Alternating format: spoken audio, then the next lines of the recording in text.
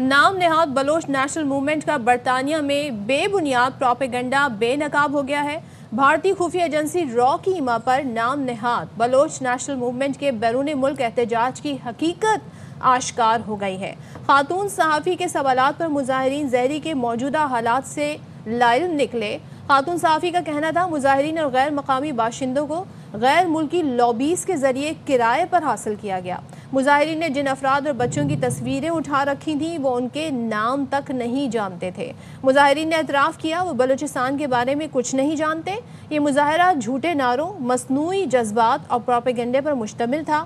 بعض حلقوں نے جعلی تصاویر سے سیکیورٹی فورسز کے حوالے سے گمراہ کن دعوے پھیلائے۔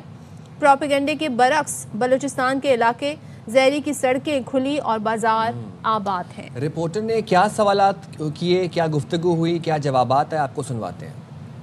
ٹائم کہ یہ زہری کہاں پر ہے؟ زہری آپ نے پکڑا ہوا ہے۔ You guys are holding kids pictures. I just want to ask, یہ زہری کیا ہے؟ You understand Urdu? You want to say something? No? Okay, what's your point of view? خاتون لیڈر ہے ان کی، وہ آتی ہے تو وہ روک دیتی ہے ان کو کہ آپ بات نہ کریں، اور یہ لوگ ہیں یہاں پر سارے کے سارے، لیکن ہم جب بات کرنے کی کوشش کرتے ہیں تو بات نہیں کرتے، اگریسو ہو جاتے ہیں، باتوں کے جواب نہیں آتے۔ When did you last time visit Balochistan? Many years ago. Which passport do you hold? Like British? No, it's not your business to ask me which passport I hold. You guys are here to raise your voice. No, It's just a simple question. No, it's not a simple question. You are from Balochistan? I'm from Balochistan, Gwadar. Gwadar. Yeah. So I'm what from is Gwadar. your point of Of view? course, like, firstly, like, we are... Who is this we kid? I don't know his name, but yeah. You let me don't know the speak name. first, Oh, yeah. okay. He's a Baloch, though, Zahiri. Okay. Do you know the people's name? Do you know the people's name? No? I don't want to talk. I don't. You don't know? Hey, excuse me, do not touch! Do not touch! Do not touch! You were making my video! You were making my video! Why go? Why? Stop! Why? Stop! You cannot scream! Yes, I can scream. You cannot scream. Go, be my guest. اور اسی issue پر بات کریں گے۔ ہمارے ساتھ موجود ہے شاہد رند، تجزیہ کار۔ Thank you so much Shahid join کرنے کے لیے۔ بتائی گئی جو احتجاج ہے اس کی حقیقت کھل کر سامنے آ گئی۔ جب سوال پوچھے جا رہے ہیں تو کسی کے پاس کوئی جواب نہیں ہے، تو باقاعدہ طور پہ اسٹیج لگ رہا ہے ساری صورتحال، اس پر کیا تبصرہ کیجیے گا؟ صدر دیکھیں، یہ جو چیزیں ہیں یہ ان تمام باتوں پر مہر ثبت کرتی ہیں جو آج سے چند سال قبل EU ڈس انفو لیب نے بلوچستان کے معاملے میں ہندوستان کا جو ایک کردار رہا ہے، چاہے وہ سوشل میڈیا پر ہو، چاہے وہ عالمی فورمز پر بلوچستان کے نام پر پاکستان کے خلاف جو حرزرانی کرنے کی کوششیں ہوں ہندوستان کی، وہ سب کچھ آج سے چند سال قبل ثبوت کے طور پر پاکستان کے کسی ادارے نے نہیں بلکہ EU ڈس انفو لیب نے بے نقاب کی ہے۔ اور حالیہ دنوں میں بھی یہ جو ابھی پروٹیسٹ ہو رہا ہے اس میں کتنے لوگوں کا تعلق بلوچستان سے ہے، اس ویڈیو نے یہ ساری حقیقت آپ کے سامنے کھول کر رکھ دی ہے۔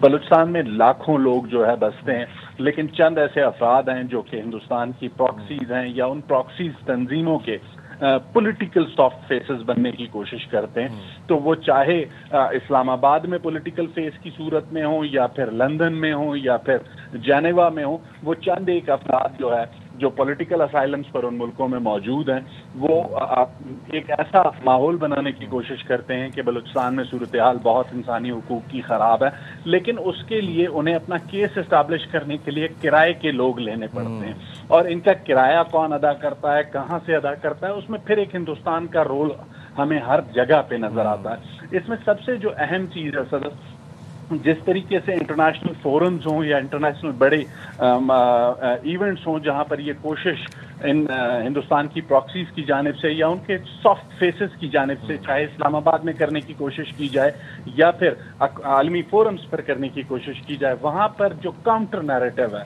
وہ اتنا ہی اسٹرانگلی ہماری ریاست کی طرف سے، ہمارے پارلیمنٹیرینز کی طرف سے آنا چاہیے، تاکہ جو اقوام عالم ہوں ان کے سامنے وہ تمام ثبوت یہی ہمارے جو ہے سیاسی لوگ جا کے رکھ سکتے ہیں، جو کہ فتنۃ الخوارج کی صورت میں ہو یا فتنۃ الہندوستان کی صورت میں ہو، کہ کس طرح افغان سرزمین پر موجود جو ایمبیسیز ماضی میں رہی ہیں یا جو حالیہ دنوں میں افغانستان کا جو ایک نیا لو افیئر ہندوستان کے ساتھ شروع ہوا ہے، اسے مد نظر رکھتے ہوئے ہمیں بھی اپنا کاؤنٹر آرگیومنٹ یا کاؤنٹر اسٹریٹجی تشکیل دینی ہوگی، اور اس کے لیے جسے کہتے ہیں پولیٹیکل گورنمنٹ کو اور پارلیمنٹیرینز کو لیڈ لینی ہوگی۔ شاہد ایک اور چیز بھی ہم دیکھتے ہیں، ایک پیٹرن ہم یہ دیکھتے ہیں کہ جن لوگوں کے لیے پلیکارڈز اٹھائے جاتے ہیں، جن کی گمشدگی کا ذکر کیا جاتا ہے یا مظاہرے کیے جاتے ہیں، وہی افراد کچھ عرصہ بعد کسی نہ کسی سینیٹائزیشن آپریشن میں یا کسی کلیئرنس آپریشن میں، کسی انٹیلیجنس بیسڈ آپریشن میں فتنہ ہندوستان کے یا تو سہولت کار نکلتے ہیں یا ان کے ساتھ گٹھ جوڑ بے نقاب ہو جاتا ہے،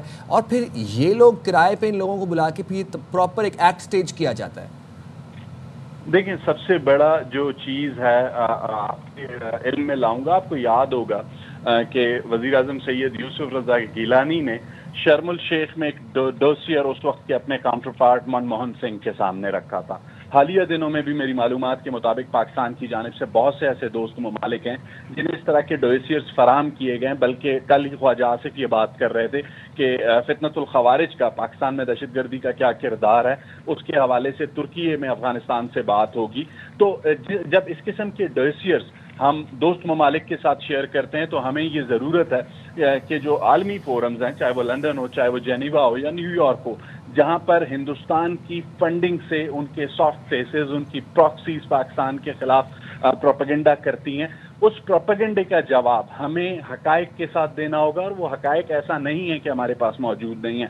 پاکستان کی سیکیورٹی ایجنسیز کے پاس، پاکستان کی منسٹری آف فارن افیئرز کے پاس یہ تمام حقائق موجود ہیں، لیکن اسے اسٹیبلش کرنے کے لیے، اسے ان چیزوں، ان تھنک ٹینکس یا ان عالمی فورمز کے سامنے رکھنے کے لیے ہمیں ایک حکمت عملی ترتیب دینی ہوگی، اور جہاں پر ہماری سیکیورٹی فورسز ان دہشت گردوں سے لڑ رہی ہیں وارفیئر میں، وہاں پر لا فیئر میں اور میڈیا کے ایشوز پر پولیٹیکل قیادت کو بھی آگے آنا ہوگا، اور اس ساری چیز کو اقوام عالم کے سامنے بڑا سافٹلی، پولائٹلی لیکن فرملی رکھنا ہوگا۔ بالکل آپ نے صحیح کہا کہ عالمی فورم پہ رکھنا ہوگا ان ایشوز کو، اور پولیٹیکل قیادت کو اس میں کافی ایکٹیو بھی ہونا پڑے گا۔ Thank you so much